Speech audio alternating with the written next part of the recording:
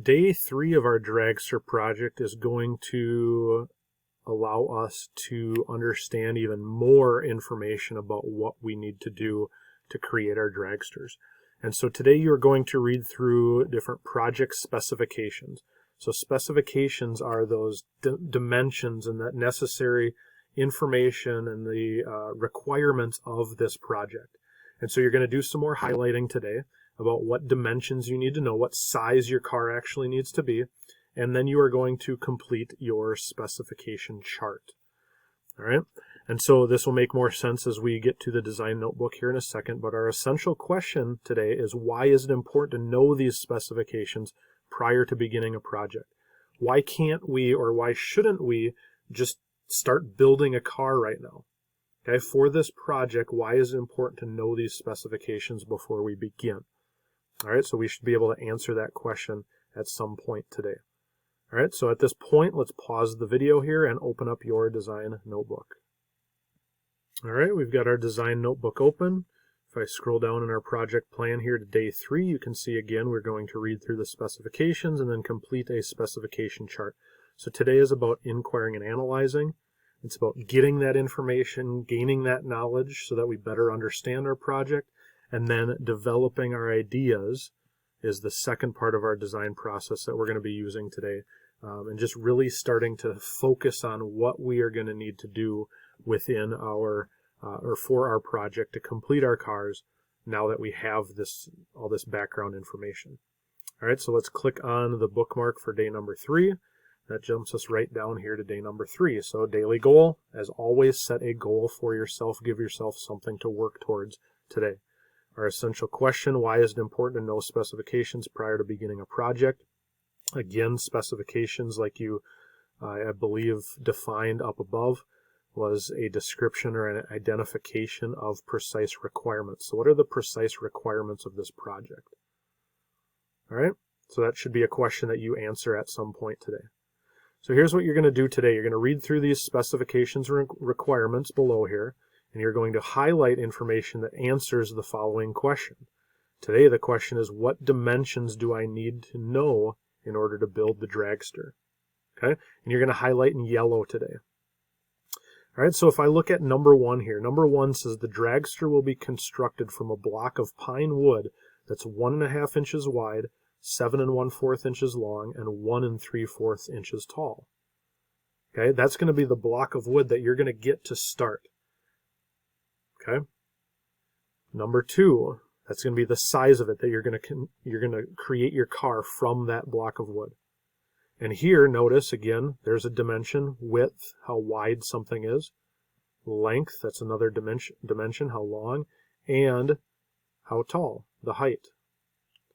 Number 2 says in the design process you may reduce the length to 6 inches minimum. So here I see another dimension right there, 6 inches. So I'm going to highlight that. And we're going to highlight everything in yellow today. So 6 inches. Go to the next one, number 3.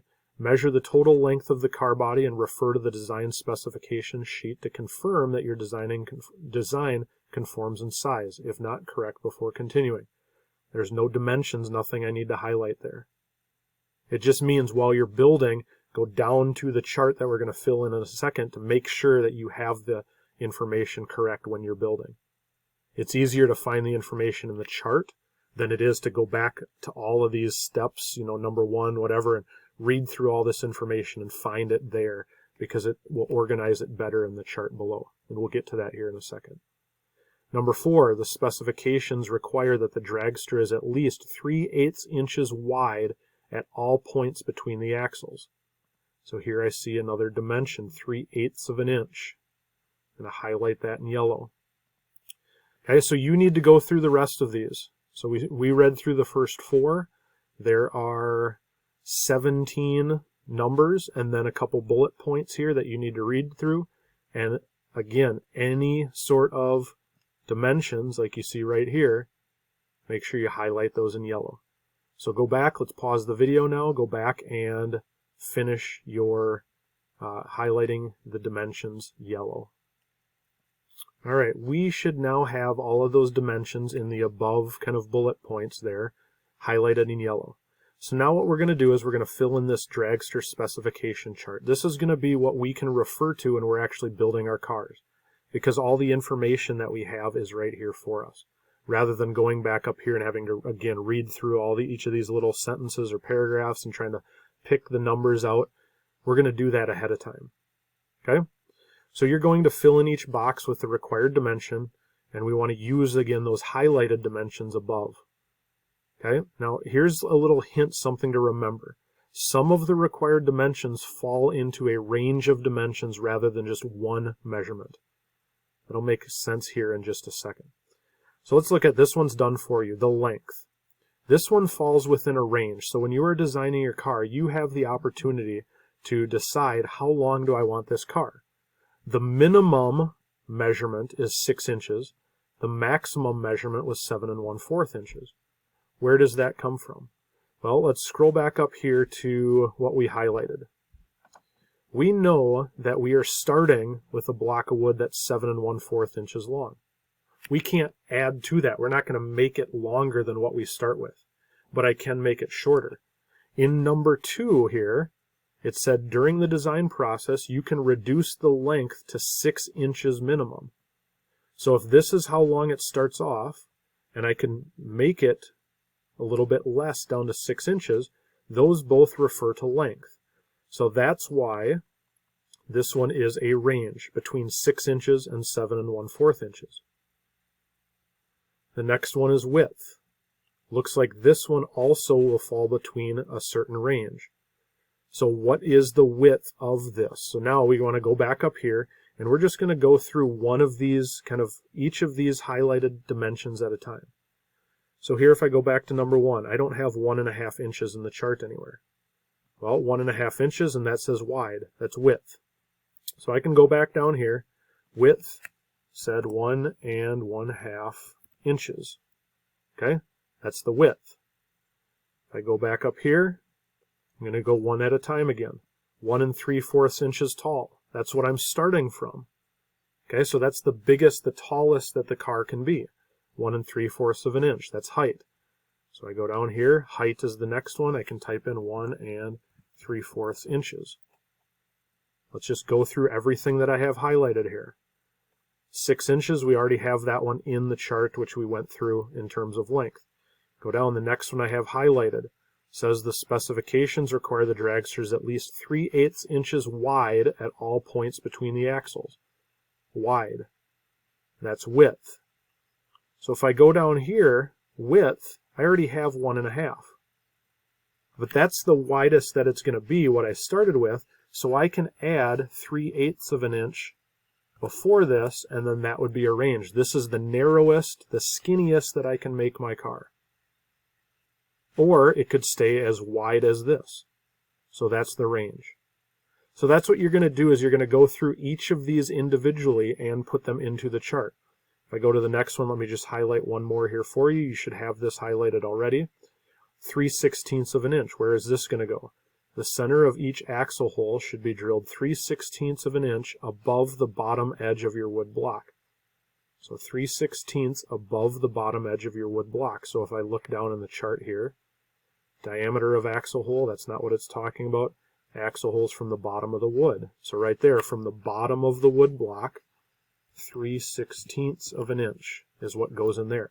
That's just one number, one measurement. So where these, like length, width, and height, is a range, and you can kind of decide how tall you want your car to be, how wide you want your car to be, how long you want your car to be. When you are drilling those holes and putting those holes in the car, which is where these wheels are going to go, okay, the wheels are connected with a metal bar, an axle, that has to be in the correct spot. And so it's one specific measurement that has to go there. If these wheels are too high or too low, if this air hole in the back of your car, which goes on the air compressor and pushes it down the track as its fuel, if that's in the wrong spot, your car doesn't fit on that track, and your car's not going to work. So there are certain dimensions, certain measurements that have to be specific.